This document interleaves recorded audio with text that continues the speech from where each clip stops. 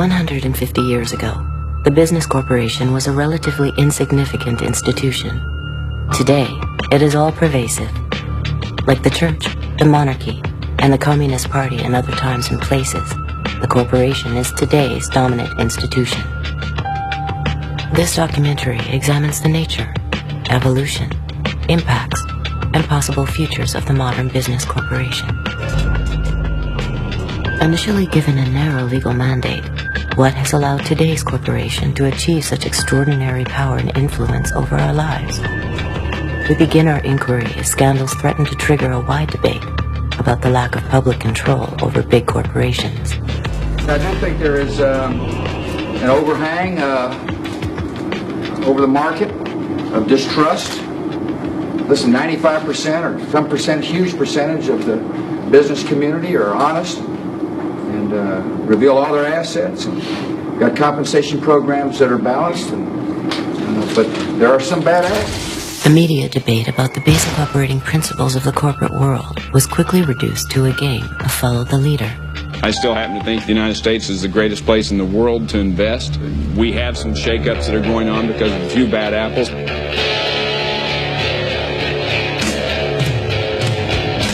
Some people call me a bad apple. Well, I may be bruised, but I still taste sweet.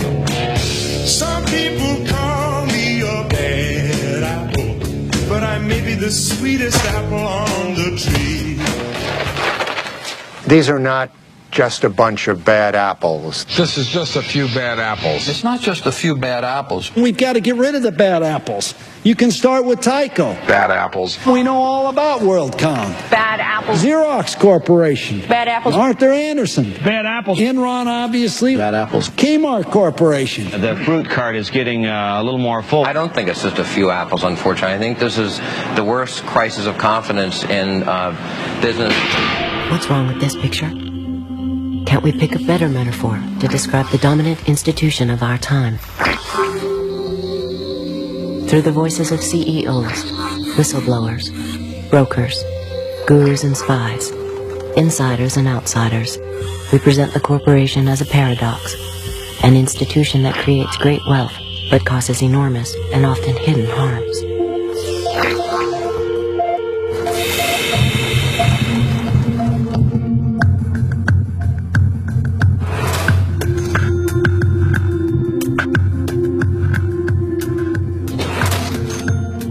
I see the corporation as part of a jigsaw in society as a whole, which if you remove it, the picture's incomplete. But equally, if it's the only part, it's not going to work. A sports team. Some of us are blocking and tackling, some of us are running the ball, some of us are throwing the ball, but we all have a common purpose, which is to succeed as an organization. A corporation is like a family unit. People in a corporation work together for a common end. Like the telephone system, it reaches almost everywhere. It's extraordinarily powerful. It's pretty hard to avoid. And it transforms the lives of people, I think, on balance, for the better. The eagle, soaring, clear-eyed, competitive, prepared to strike, but not a vulture.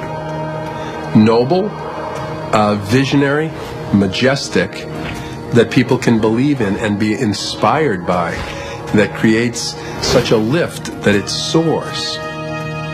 I could see that being a good logo for the Principled company. Okay, guys, enough bullshit. Corporations are artificial creations. You might say they're monsters trying to devour as much profit as possible at anyone's expense. I think of a whale, gentle, big fish, which could swallow you in an instant. Dr. Frankenstein's creation has overwhelmed and overpowered him, as the corporate form has done with us.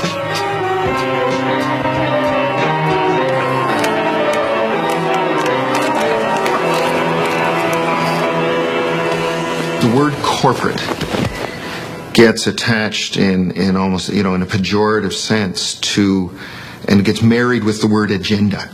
And one hears a lot about the corporate agenda, as though it is evil, as though it is an agenda which is trying to take over the world.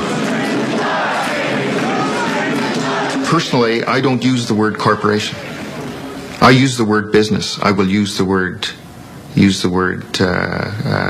company. I'll use the word business community, because I think that is a much fairer representation than zeroing in on just this word corporation.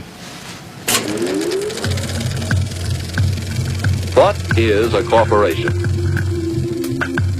It's funny that I've taught in a business school for as long as I have without ever having been asked so pointedly to say what I think a corporation is. It is one form of business ownership. It's a group of individuals working together to serve a variety of objectives, the principal one of which is earning large, growing, sustained, legal returns for the people who own the business.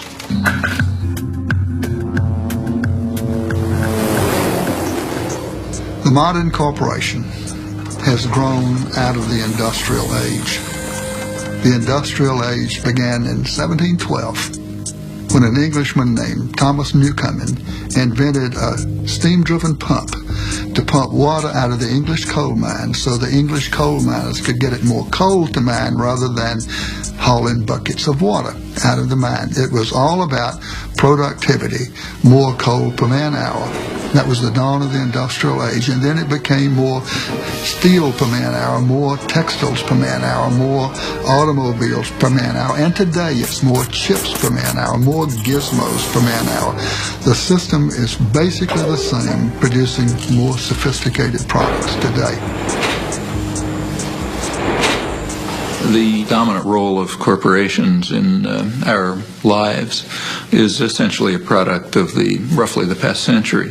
Corporations were originally associations of people who were chartered by a state to perform some particular function, like a group of people want to build a bridge over the Charles River or something like that. There were very few chartered corporations in early United States history. And the ones that existed had clear stipulations in their state-issued charters.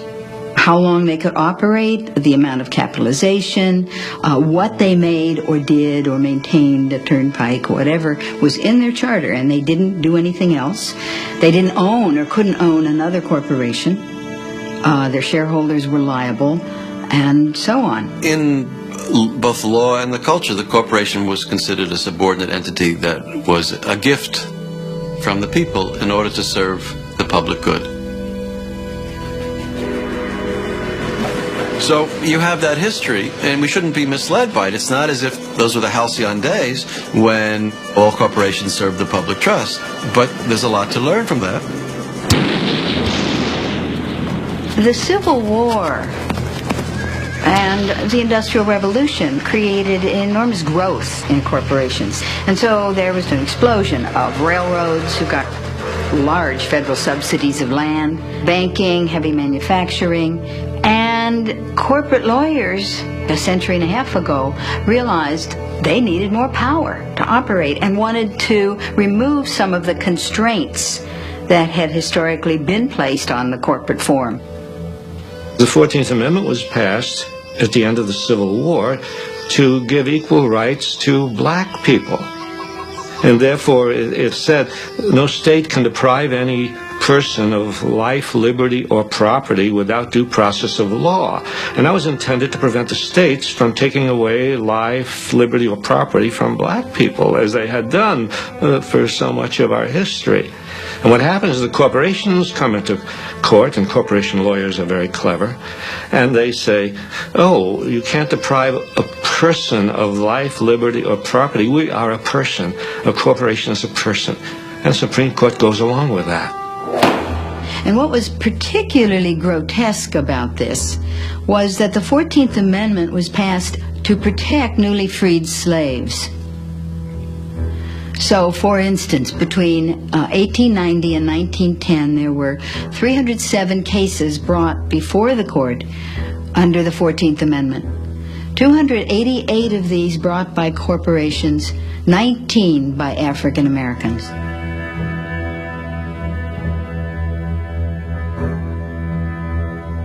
$600,000 people were killed to get rights for people. And then, with strokes of the pen over the next 30 years, judges applied those rights to capital and property while stripping them from people.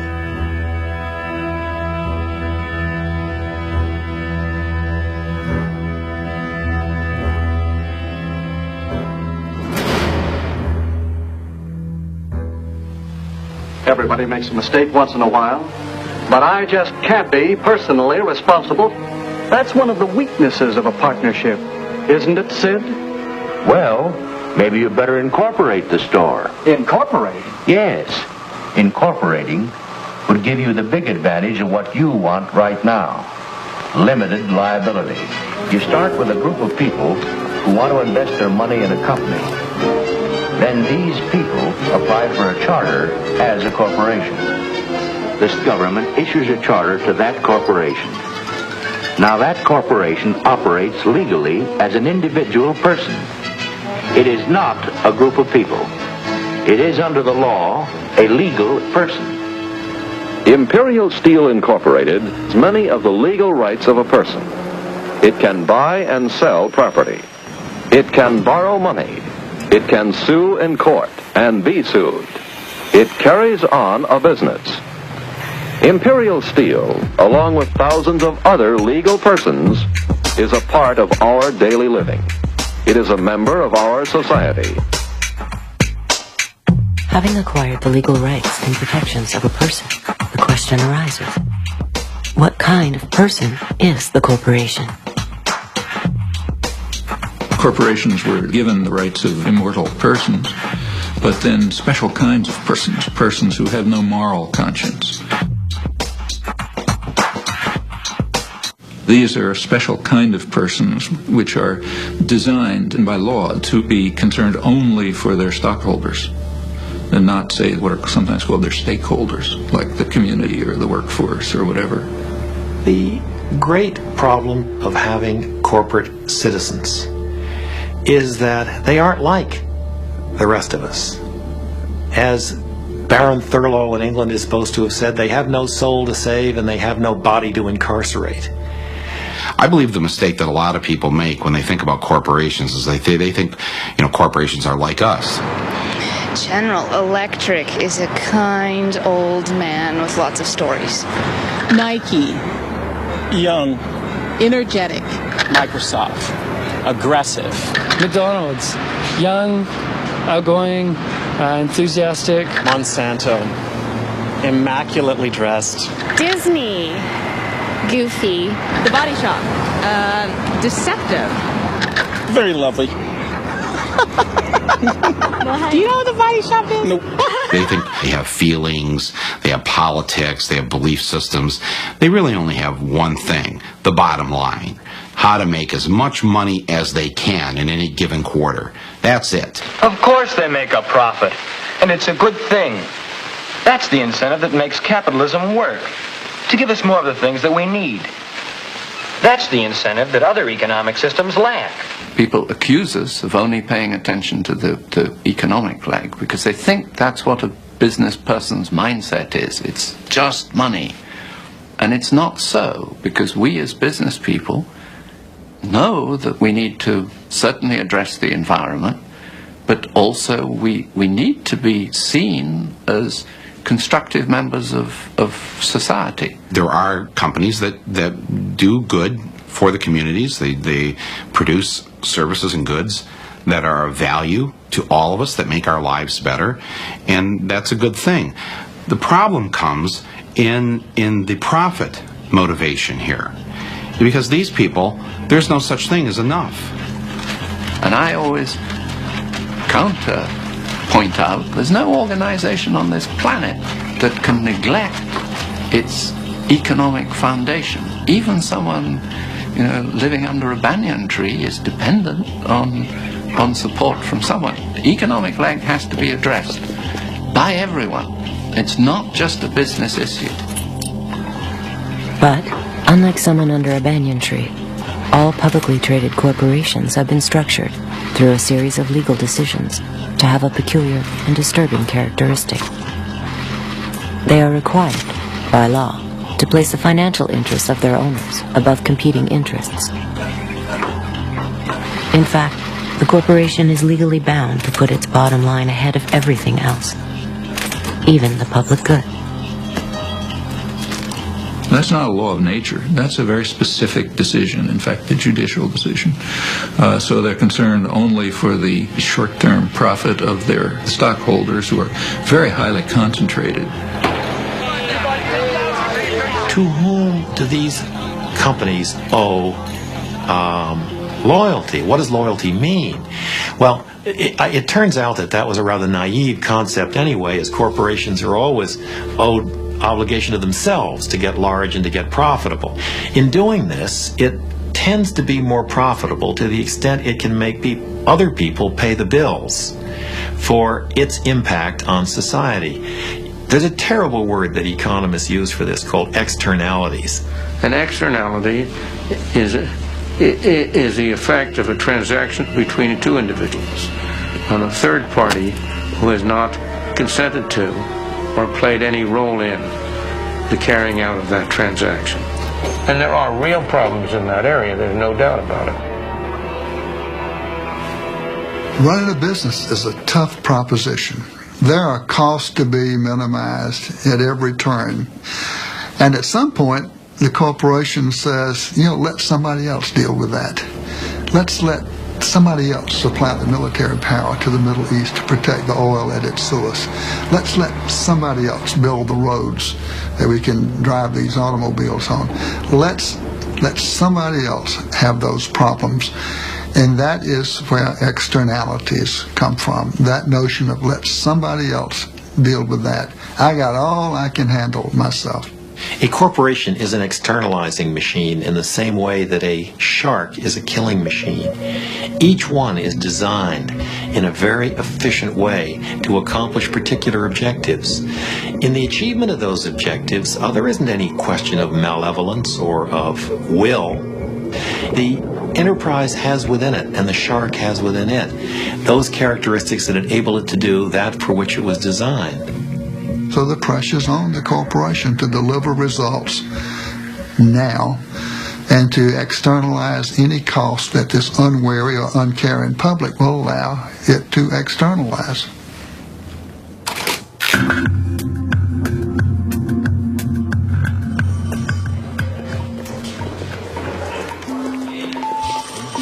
To determine the kind of personality that drives the corporation to behave like an externalizing machine, we can analyze it like a psychiatrist would a patient.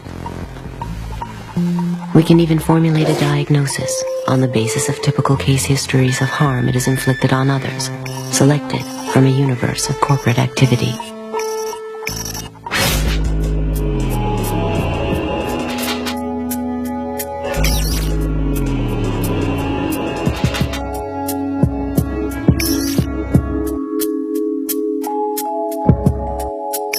Well, this is the office of the National Labor Committee here in the garment area of New York City. It's a little bit disheveled. These are all from different campaigns. To make this stuff concrete as possible, we purchase all of the products from the factories that we're talking about. This shirt sells for $14.99, and the women who made the shirt got paid 3 cents. Liz Claiborne jackets made in El Salvador. The jackets are $178, and the workers were paid 74 cents for every jacket they made. Alpine car stereos, 31 cents an hour. It's not just sneakers, it's not just apparel, it's everything. We were in Honduras, and some workers, they knew the kind of work we did, and they approached us, these young workers, and they said, conditions in our factory are horrible. Will you please meet with us? And we said we would, but you can't meet in the developing world. You can't walk up to a factory with your notebook and workers come out, you interview them. I mean, there's goons, there's spies, the military, police. So you do everything in a clandestine manner. We're about to start the meeting, and in walk 3 guys. Very tough-looking guys. The company had found out about a meeting and sent these spies. Obviously, we didn't have the meeting. But these young girls were really bright. And as they were leaving, away from the eyesight of the spies, they started to put their hands underneath the table. And I put my palm under there, put my hand under there, and they put into my hand their pay stubs. So we'd know who they were, what they were paid, and the labels that they made in the factory, so we'd know who they worked for. And I took my hand out after everyone had left, and in the palm of my hand was the face of Kathy Lee Gifford. But the bottom of it is the interesting part. A portion of the proceeds from the sale of this garment will be donated to various children's charities. It's very touching. Get you right here. Walmart is telling you if you purchase these pants, and Kathy Lee is telling you purchase these pants, you're going to help children. The problem was the people who handed us the label were 13 years of age. Do many people have family work? Yes, just me. You support, how many people do you support? 8 people. 8 people. And how do you do with that salary? Is it enough? ¿Alcanza? ¿Es suficiente para poder work? Let's look at it from a different point of view. Let's look at it from the point of view of the people in Bangladesh who are starving to death, the people in China who are starving to death, and the only thing that they have to offer to anybody that is worth anything is their low-cost labor. And in effect, what they are saying to the world is they have this big flag that says, come over and hire us. We will work for 10 cents an hour because 10 cents an hour will buy us the rice that we need not to starve. And come and rescue us from our circumstance. And so when Nike comes in, they are regarded by everybody in the community as an enormous godsend.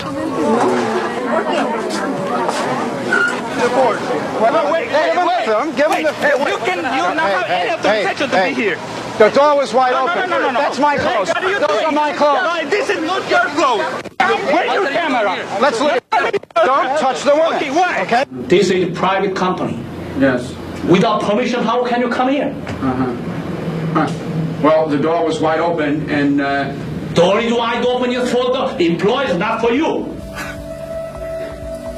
we went through the garbage dump in the Dominican Republic. We always do this kind of stuff. We dig around. One day, we found a big pile of Nike's internal pricing documents. Nike assigns a time frame to each operation. They don't talk about minutes. They break the time frame into 10,000ths of a second. You get to the bottom of all 22 operations to give the workers 6.6 minutes to make the shirt. It's 70 cents an hour in the Dominican Republic. That's 6.6 minutes equals 8 cents. These are Nike's documents. That means the wages come to 0.3% of 1% of the retail price. This is the reality. It's the science of exploitation.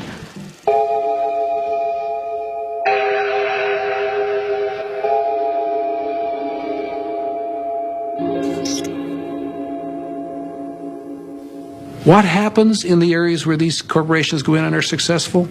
They soon find that they can't do any more in that country because the wages are too high now. And what's that another way of saying? Well, the people are no longer desperate. So, okay, we've used up all the desperate people there. They're all plump and healthy and wealthy. Let's move on to the next desperate lot and employ them and raise their level up.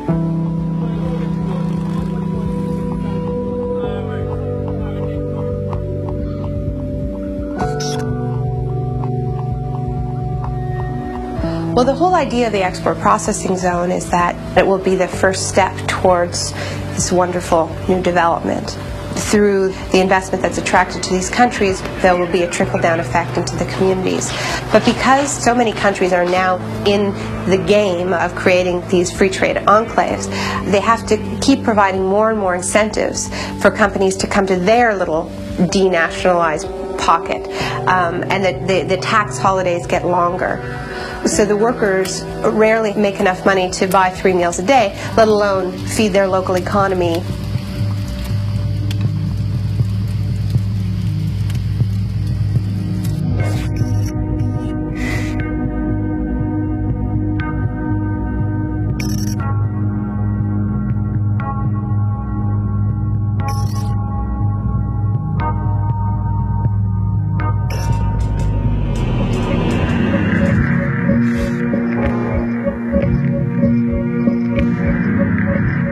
something happened in 1940 which marked the beginning of a new era, the era of the ability to synthesize and create on an unlimited scale new chemicals that had never existed before in the world. And using the magic of research, oil companies compete with each other in taking the petroleum molecule apart and rearranging it into, well, you name it. So suddenly it became possible to produce any new chemicals, synthetic chemicals, the likes of which had never existed before in the world, for any purpose and at virtually no cost. Fabrics, toothbrushes, tires, insecticides, cosmetics, weed killers, a whole galaxy of things to make a better life on Earth. For instance, if you wanted to go to a chemist and say, look, I want to have a chemical, say a pesticide, which will persist throughout the food chain, and I don't want it to have to renew it very, very often. I'd like it to be relatively non-destructible.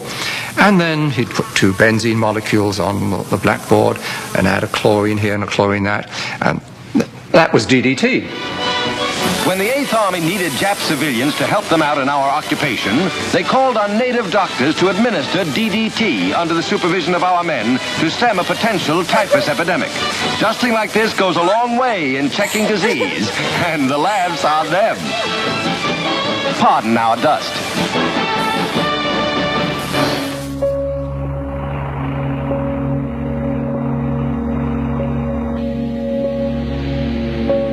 As the petrochemical era grew and grew, warning signs emerged that some of these chemicals could pose hazards. The data initially were trivial, anecdotal, but gradually a body of data started accumulating to the extent that we now know that the synthetic chemicals which have permeated our workplace, our consumer products, our air, our water, produce cancer and also birth defects and some other toxic effects.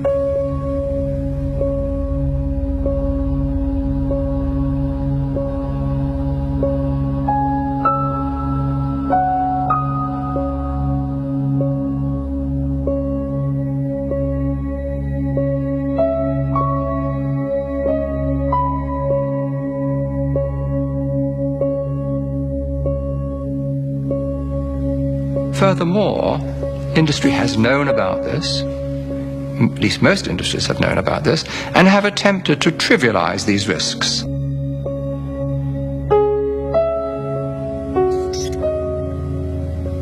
If I take a gun and shoot you, that's criminal.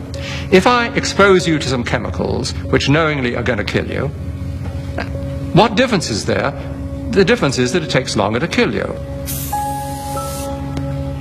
We are now in the midst of a major cancer epidemic, and I have no doubt, and I have documented the basis for this, that industry is largely responsible for this overwhelming epidemic of cancer, in which 1 in every 2 men get cancer in their lifetimes, and 1 in every 3 women get cancer in their lifetimes.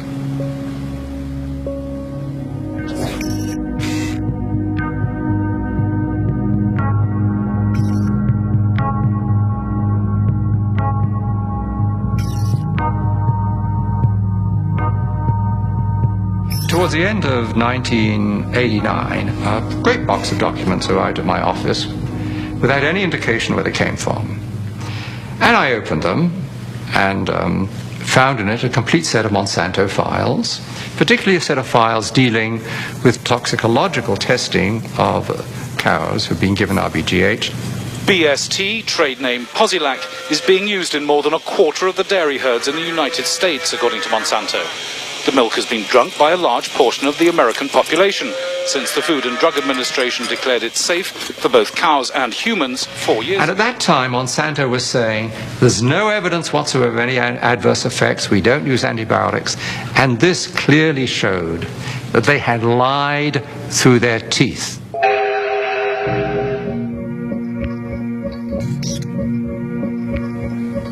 The files described areas of chronic inflammation in the heart, lung, kidney, spleen, also reproductive effects, also a whole series of other problems. The most comprehensive independent assessment of the drug concludes that BST results in unnecessary pain, suffering and distress for the cows. This is not acceptable for a drug designed simply to increase milk production. It is a silly product. The industrial world is awash in milk. We're overproducing milk. We actually have governments around the world who pay farmers not to produce milk. So the first product Monsanto comes up with is a product that produces more of what we don't need. Of course, you'll want to inject Posilac to every eligible cow, as each cow not treated is a lost income opportunity. But the problem was that use of the artificial hormone caused all kinds of problems for the cows. It caused something called mastitis, which is a very painful infection of the udders. When you milk the cow, if the cow has bad mastitis, some of the, and I don't know how to say this in I hope people aren't watching at dinner time, but the pus from the infection of the udders ends up in the milk, and the somatic cell count, they call it, the bacteria count inside your milk goes up. There's a cost to the cows. The cows get sicker when they're injected with RBGH. They're injected with antibiotics. We know that people are consuming antibiotics through their food, and we know that that's contributing to antibiotic-resistant bacteria and diseases. And we know we're at a crisis when somebody can go into a hospital and get a staph infection and it can't be cured and they die. That's a crisis. Bad for the cow, bad for the farmer, bad potentially for the consumer. The jury is out. We see a lot of conflicting evidence about potential health risks. And of course, as a consumer, my belief is, why should I take any risk?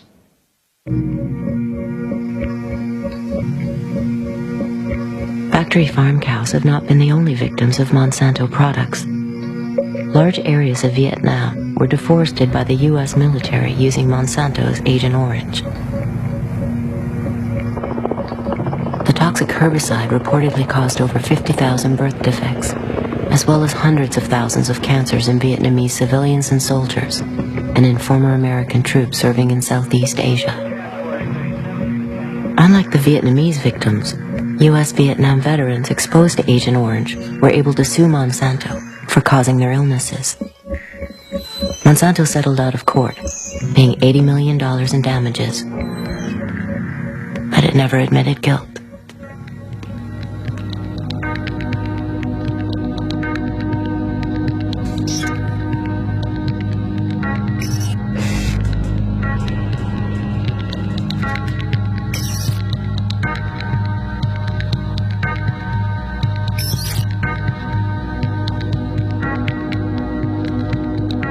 Sleeping in a motel in Brewer, Maine one night. I woke up with terrible hay fever and my eyes were burning, and I looked out at the river and there were great mounds of white foam going right down the river. And the next morning I got up and I said, my God, what was that happening last night? He said, oh, that's just the river. And I said, what do you mean? He said, well, look, every night the paper companies send this stuff down the river. I said, what are you talking about? And he said, don't you understand? That's how we get rid of the effluent from the paper mills. Well, I knew at that time. I'd been in a business. I'd sold oil to the paper mills. I knew all the owners. I'd been in politics. I knew the people in the towns. I knew not one constituent of the paper mills wanted to have the river polluted. And yet here the river was being polluted. And it was more or less as if we created a doom machine. In our search for wealth and for prosperity, we created something that's going to destroy us.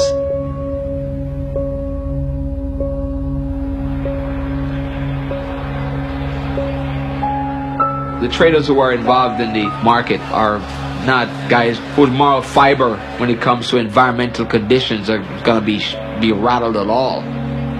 They're seeing dollars and they're making money. Brokers don't stay away from copper because it violates their religious beliefs or their environmental policies. No. When you think about it, but it's fleeting. It really is a fleeting moment. It's like, well, the town's being polluted down there in Peru, but hey, this guy needs to buy some copper. I'm getting paid a commission too.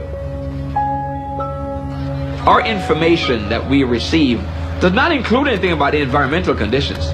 Because until the environmental conditions become a commodity themselves or are being traded, then obviously we will not have anything to do with that. It doesn't come into our psyche at all. You know, it's so far away, and you hardly hear anything about it. I mean, keep in mind, there are things going on right in our backyards, for God's sake. We trade live hogs. There's so many pigs in the state of Carolina that it's polluting the rivers, but how often do you find out about that?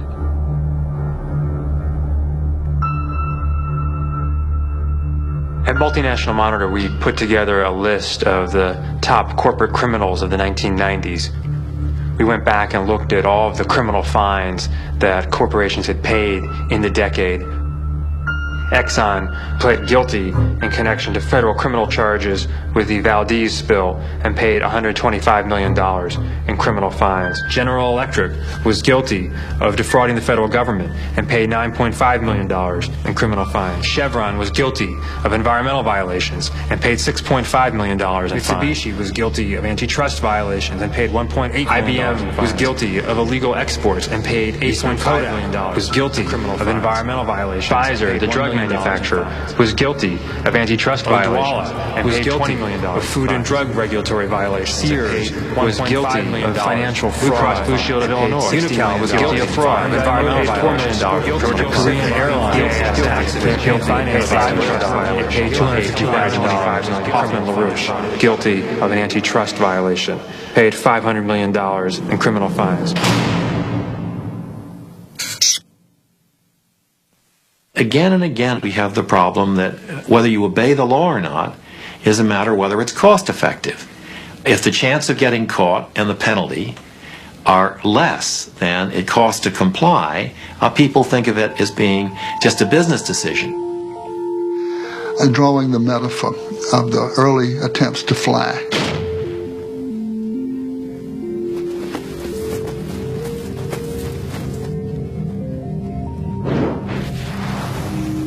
The man going off of a very high cliff in his airplane with the wings flapping, and the guy is flapping the wings, and the wind is in his face, and this poor fool thinks he's flying, but in fact he's in free fall, and he just doesn't know it yet because the ground is so far away. But of course the craft is doomed to crash. That's the way our civilization is. The very high cliff represents the virtually unlimited resources we seem to have when we began this journey. The craft isn't flying because it's not built according to the laws of aerodynamics, and it's subject to the law of gravity. Our civilization is not flying because it's not built according to the laws of aerodynamics for civilizations that would fly. And of course the ground is still a long way away, but some people have seen that ground rushing up sooner than the rest of us have. The visionaries have seen it and have told us it's coming.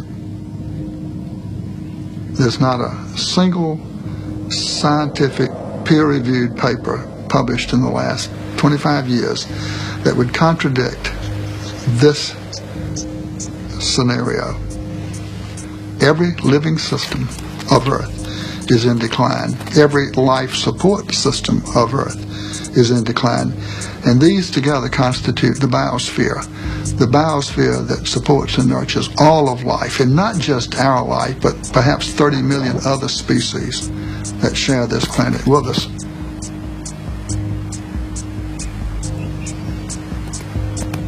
The typical company of the 20th century, extractive, wasteful, abusive, linear in all of its processes, taking from the earth, making, wasting, sending its products back to the biosphere, waste to a landfill. I myself was amazed to learn just how much stuff the earth has to produce through our extraction process to produce $1 of revenue for our company. When I learned, I was flabbergasted.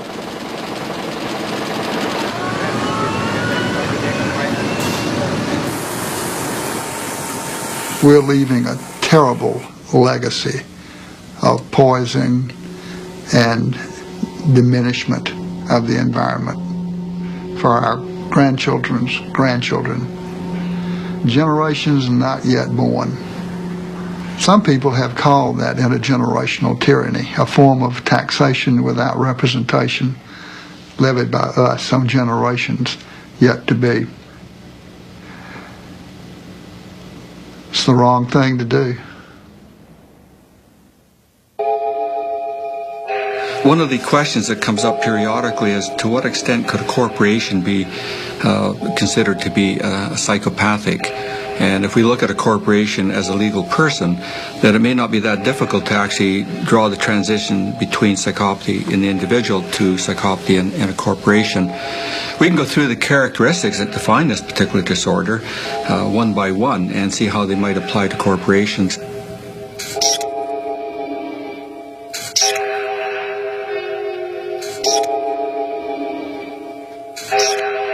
They would have all the characteristics. And in fact, in many respects, a corporation of that sort is a prototypical psychopath.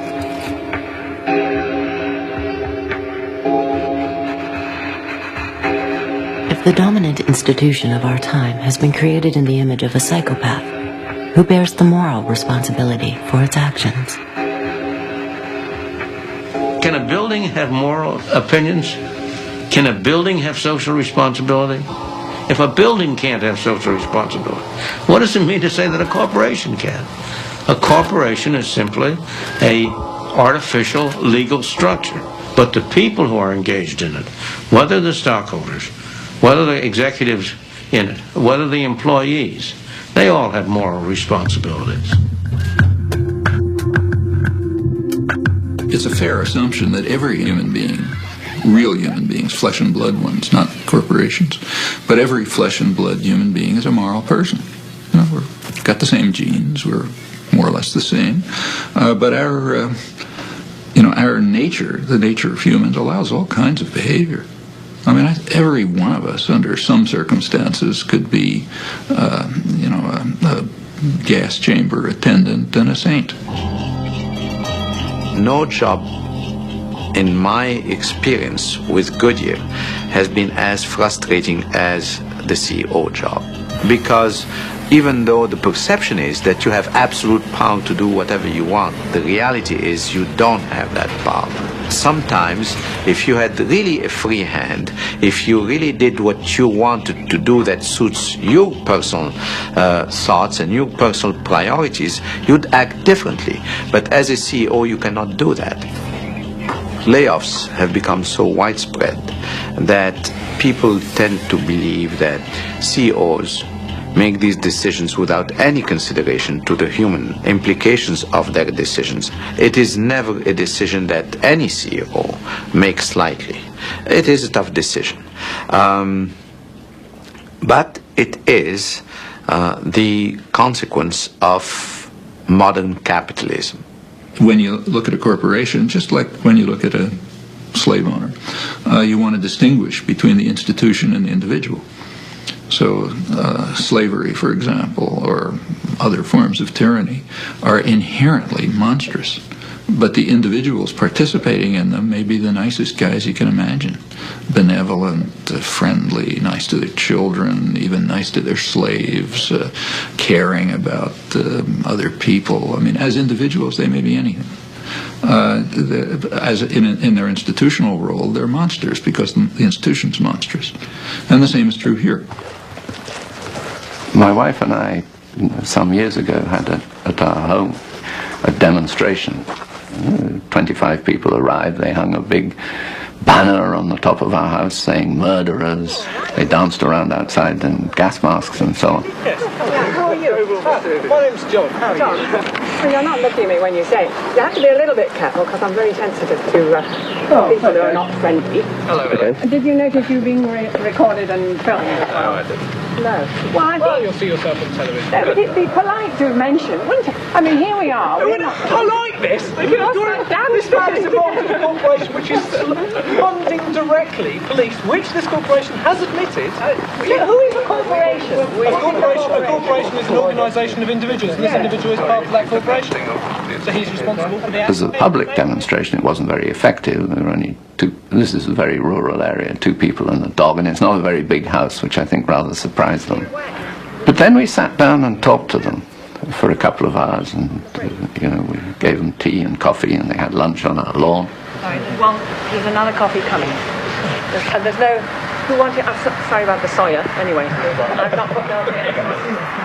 No need for you to be deceitful. Why didn't you just ask me whether I was in? I know, can we hang a murderer's banner? After about 20 minutes, they said, well, the problem's not you, it's Shell. So I said, no, wait a minute, let's talk about what is Shell. It's made up of people like me. In the end, what we found in that discussion was all the things that they were worried about, I was worried about as well. Climate, oppressive regimes, human rights. The big difference between us was I feel that I actually can make a contribution to this. These people were frustrated because they felt they had nothing to do. So an individual CEO, let's say, may really care about the environment. And in fact, since they have such extraordinary resources, they can even devote some of their resources to that without violating their responsibility to be totally inhuman. Which is why, as the Moody stewards serve tea to protesters, Shell Nigeria can flare unrivaled amounts of gas, making it one of the world's single worst sources of pollution. And all the professed concerns about the environment do not spare Ken Saro-Wiwa and 8 other activists from being hanged for opposing Shell's environmental practices in the Niger Delta.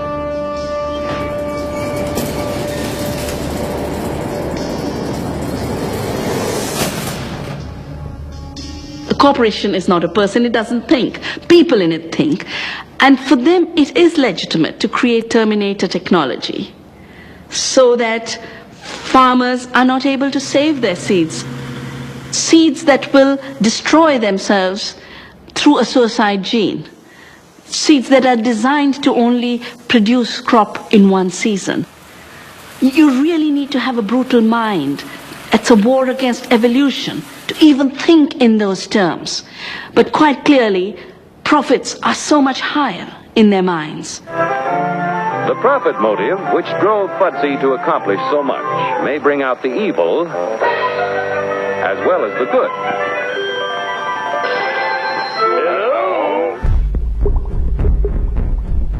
My work spans all industry sectors. I mean, I virtually have worked for, I'd say 25% of the Fortune 500.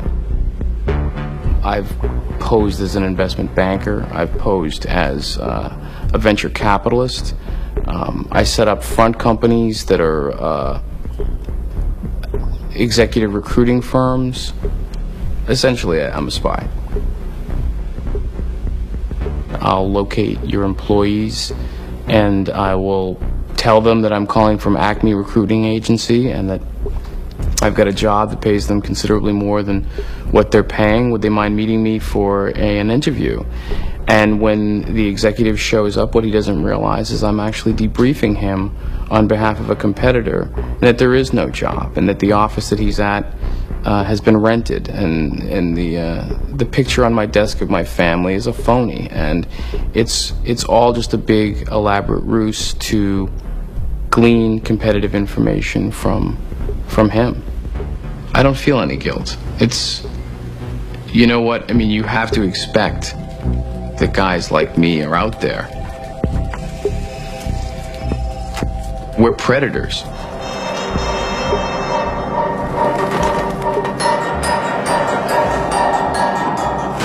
It's about competition. I mean, it's about market share. It's about being aggressive. It's about shareholder value. What is your stock at today? If you're a CEO, I mean, do you think your shareholders really care whether you're Billy Buttercup or not? You know, do you think that they would prefer you to be a nice guy over having money in their pocket? I don't think so. I think people want money. That's the bottom line. The fact that most of these companies are run by white men, white rich men, means that they are out of touch with what the majority of the world is. Because the majority of this planet are not a bunch of rich white guys. They're people of other colors. They're the majority. Women are the majority. And the poor and working poor make up the majority of this planet. So the decisions that they make come from not the reality that exists throughout the world. How much is enough? You know, how much is enough? If you are a billionaire, would it be okay just to be a half a billionaire? Wouldn't it be okay for your company to make a little less money if it meant... When I bought those 2 airplane tickets for Phil Knight and myself to fly to Indonesia, I was prepared for him to say, okay, let's go. Oh, no, not a chance. Huh? Not a chance. No? No, but they're transferable. I can change it to another day. No. And call me on it. Call my bluff. And he's a smart guy. I mean, he's not stupid. And so I thought, okay, get ready for this. Especially because, you know, I bought first class tickets, so, you know, it'd be a comfortable ride at least, you know. And of course, he tells me then on camera, I've never been to Indonesia. I'm like taken aback by this. I can't believe that the guy who's the head of the company has never walked through his own factories. Oh, you've got to go. No, I can't go between now and the rest of this year. When we were done filming, he calls me up a couple weeks later and he goes, I may have a chance to go there with you to the factories. I'm going to the Australian Open to watch some tennis. And, you know, maybe I can get up there, or at least you can go there. Would you like to go to the Australian Open? For 21 years, I never gave a thought to what we were taking from the earth or doing to the earth in the making of our products. And then in the summer of 1994, we began to hear questions from our customers we'd never heard before. What's your company doing for the environment? And we didn't have answers. The real answer was not very much. And it really disturbed many of our people, not me so much as them. And a group in our research department decided to convene a task force and bring people from our businesses around the world to come together to assess our company's worldwide environmental position, to begin to frame answers for those customers. They asked me if I would come and speak to that group and give them a kickoff speech to launch this new task force with an environmental vision. And I didn't have an environmental vision. I did not want to make that speech. And at sort of the propitious moment, this book landed on my desk. It was Paul Hawkins' book, The Ecology of Commerce. And I began to read The Ecology of Commerce, really desperate for inspiration. And very quickly, into that book, I found the phrase, the death of birth. It was E.O. Wilson's expression for species extinction, the death of birth, and it was a point of a spear into my chest. And I read on, and the spear went deeper, and it became an epiphanal experience, a total change of mindset for myself, and a change of paradigm. Can any product be made sustainably? Well, not any and every product. Can you make landmines sustainably? Well, I don't think so. There's a more fundamental question than that about landmines. Some products ought not be made at all. Unless we can make carpets sustainably, you know, perhaps we don't have a place in a sustainable world, but neither does anybody else making products unsustainably. One day, early in this journey, it dawned on me that the way I've been running Interface is the way of the plunderer. Plundering something that's not mine, something that belongs to every creature on earth. And I said to myself, my goodness, the day must come when this is illegal. That when plundering is not allowed, I mean, it must come. So I said to myself, my goodness, someday people like me will end up in jail.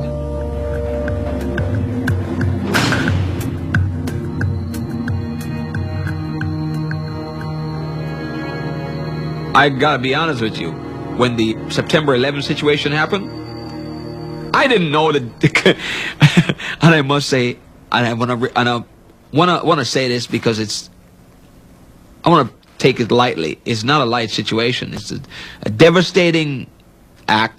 It was really a bad thing. It was one of the worst things I've seen in my lifetime, you know. But I will tell you, and every trader will tell you, who was not in that building, and who was buying gold and who owned gold and silver, that when it happened, the first thing you thought about was, well, how much is gold up? The first thing that came to mind was, my God, gold must be exploding. Fortunately for us, all our clients were in gold. So when it went up, they all doubled their money. Everybody doubled their money. It was a blessing in disguise. Devastating, crushing, heart-shattering, but on a financial sense. For my clients that were in the market, they all made money. Now, I wasn't looking for this type of help. But it happened. When the U.S. bombed Iraq, back in 1991, the price of oil went from $13 to $40 a barrel, for Christ's sake.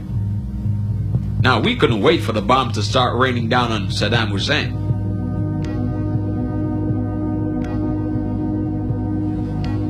We were all excited. We wanted Saddam to really create problems. Do whatever you have to do. Set fire to some more oil wells because the price is going to go higher.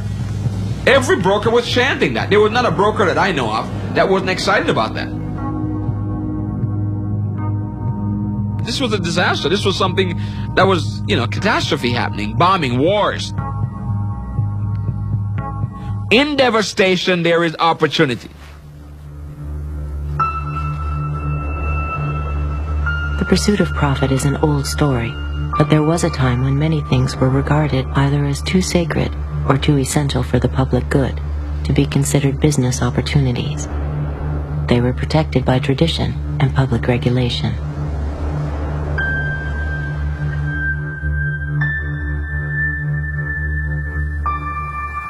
We can really begin to take a look at the emergence of the modern age with the enclosure movements of the great European commons in the 14th, 15th, and 16th century. Medieval life was a collectively lived life. It was a brutish, nasty affair, but there was a collective responsibility. People belonged to the land did not belong to people. And in this European world, people farmed the land in a collective way because they saw it as a commons. It belonged to God. And then it was administered by the church, the aristocracy, and then the local manors as stewards of God's creation.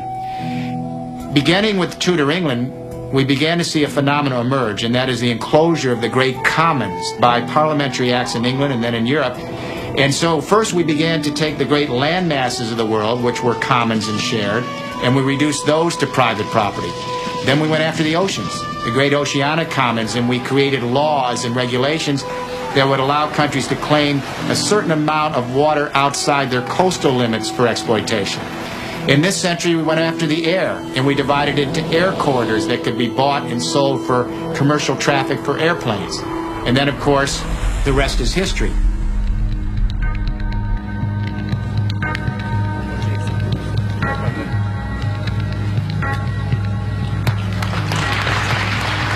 With deregulation, privatization, free trade, what we're seeing is yet another enclosure and, if you like, private taking of the commons.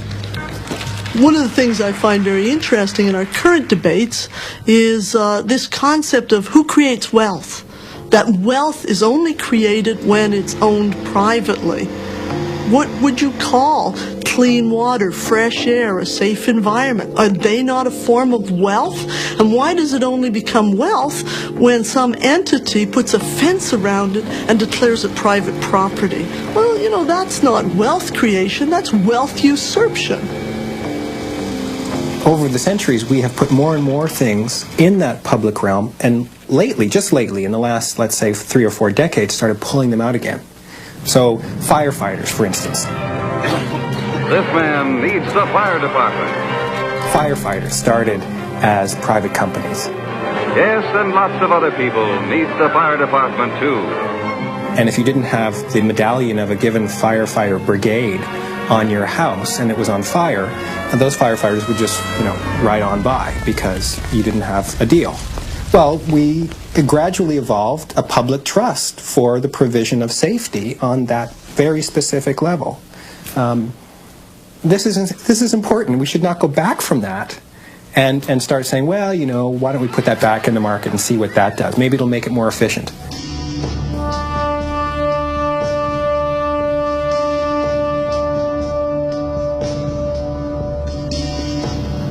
A privatization does not mean you take a public institution and give it to some nice person.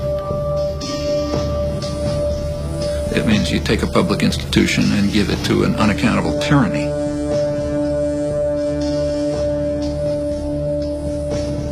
Public institutions have many side benefits. For one thing, they may purposely run at a loss. They're not out for profit. They may purposely run at a loss because of the side benefits. So, for example, if a public steel industry runs at a loss, it's providing cheap steel to other industries. Maybe that's a good thing. Public institutions can have a countercyclic property.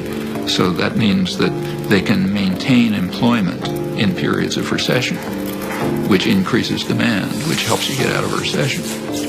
A private company can't do that. In a recession, throw out the workforce. That's why you make money. There are those who intend that one day everything will be owned by somebody.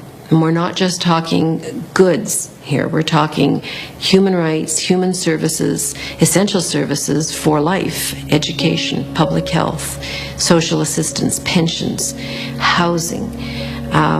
We're also talking about the survival of the planet, the areas that we believe must be maintained in the commons or under common control, or we will collectively die. Water and air. Even in the case of air, there's been some progress. And here the idea is to say, look, we can't avoid the dumping of carbon dioxide. We can't avoid the dumping of sulfur oxides. At least we can't at the moment afford to stop doing that. So we're dumping a certain amount of stuff into the environment. So we're going to say, with the current tonnage of sulfur oxides, for example, we will say that is the limit, and we'll create permits for that amount. We'll give them to the people who've been doing the polluting, and now we will permit them to be traded. And so now, there's a price attached to polluting the environment. Now, wouldn't it be marvelous if we had one of those prices for everything? It sounds like you're advocating private ownership of every square inch of the planet. Absolutely. Every cubic foot of air, water. It sounds outlandish to say we want to have the whole universe, the whole of the earth owned. That doesn't mean I want to have Joe Bloggs owning this square foot, but it means that the interests that are involved in that stream are owned by some group or by some people who have an interest in maintaining it. And that, that is not such a loony idea. It's in fact the solution to a lot of these problems.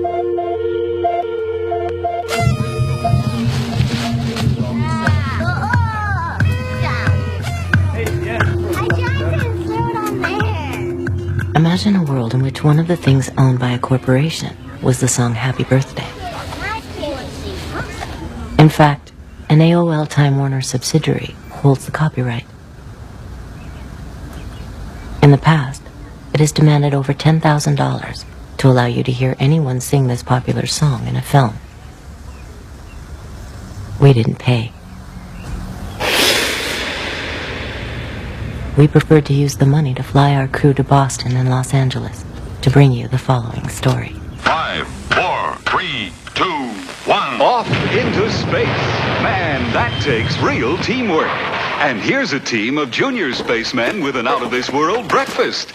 Comparing the marketing of yesteryear to the marketing of today is like comparing a BB gun to a smart bomb. It's not the same as when I was a kid, or even when the people who are young adults today were kids. It's much more sophisticated and it's much more pervasive. It's not that products themselves are bad or good.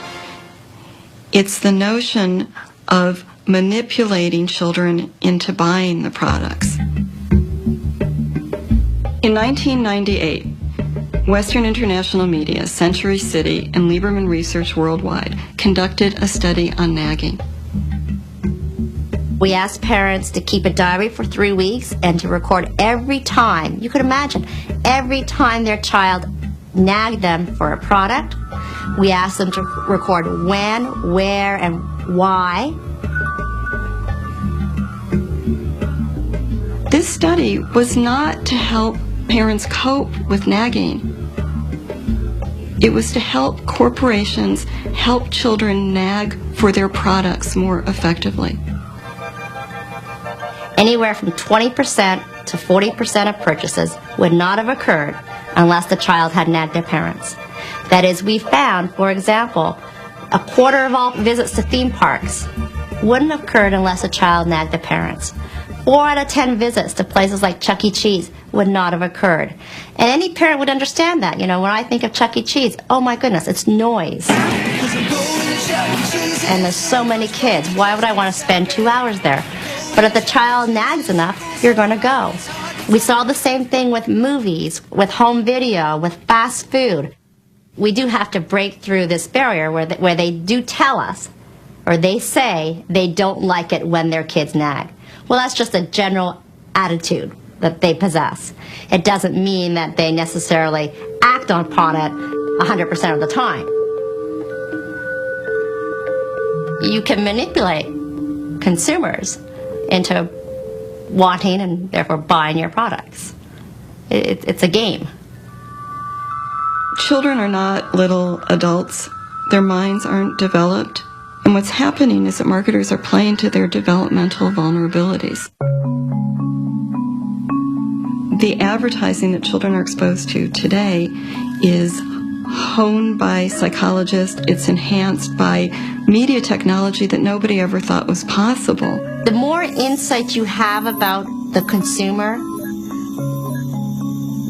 the more creative you'll be in your communication strategies. So if that takes a psychologist, yeah, we want one of those on staff. I'm not saying that it's wrong to make things for children. You know, and I also think it's important to distinguish between psychologists who work on products for children, who help toy corporations make toys that are developmentally appropriate. I think that's great. That's different from selling the toys directly to the children. Initiative is huge. I think in the U.S. we place about $12 billion of media time. So we'll put it on TV, we'll put it in print, we'll put it in outdoor, we'll buy radio time. So we're the biggest buyers of advertising time and space in the U.S. and in the world. One family cannot combat an industry that spends $12 billion a year trying to get their children. They can't do it. They are tomorrow's adult consumers, so start talking with them now, build that relationship when they're younger, and you've got them as an adult. Somebody asked me, Lucy, is that ethical? You're essentially manipulating these children. Well, yeah, is it ethical? I don't know. But our role at Initiative is to move products. And if we know you move products with a certain creative execution, placed in a certain type of media vehicle, then we've done our job. Every institution provides the people who are members of it with a social role to occupy. And typically, institutions that are vibrant and have a lot of power will specify that role in some sense as a list of virtues. It's true for churches, for schools, for any institution that has power over people and shapes them. One nation. The corporation, likewise, it provides us with a list of virtues, a kind of social role, which is the good consumer. Like the waters of a mighty ocean, people also represent a tremendous force, the understanding of which is of greatest importance to the American way of life. This force is known as consumer power. The goal for the corporations is to maximize profit and market share, and they also have a goal for their target, namely the population. They have to be turned into completely mindless consumers of goods that they do not want. You have to develop what are called created wants. So you have to create wants. You have to impose on people what's called a philosophy of futility. You have to focus them on the insignificant things of life, like fashionable consumption. I'm just basically quoting business literature, and it makes perfect sense. The ideal is to have individuals who are totally dissociated from one another, whose conception of themselves The sense of value is just how many created wants can I satisfy. These people are customers because they are willing to trade money for widgets. And all the customers take their widgets home to all parts of the country. Look at all that money the widget builder has taken in from the sale of his widgets. We have huge industries. Public relations industry is a monstrous industry. Advertising and so on is, which are designed from infancy to try to mold people into this desired pattern.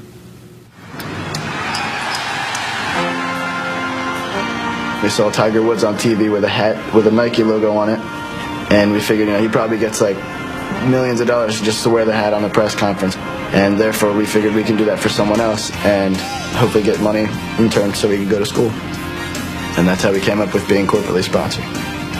We made our sponsor announcement on Today's Show on June 18th. We're thrilled to be sponsored by First USA. We're thrilled to be working with First USA as our corporate sponsor, and they're covering our college tuition. We found First USA as our sponsor, and we're proud to be working with them. Our sponsor is First USA, so we were really thrilled to announce First USA as our sponsor. We're thrilled to be working with First USA. And so we give First USA a good name in the media and include them in our news stories, and then through there they get as much advertising as we can give them. They'll be conforming not to the wishes of demanding parents, but to the wishes of an image-conscious corporation. They're not just out there for the money, and they want to work with us and be our friends and let us help them help us and vice versa. We became walking billboards to pay for our college tuition. Cool Site of the Day picked us as Cool Site, and Yahoo picked us, and we were in USA Today. When we did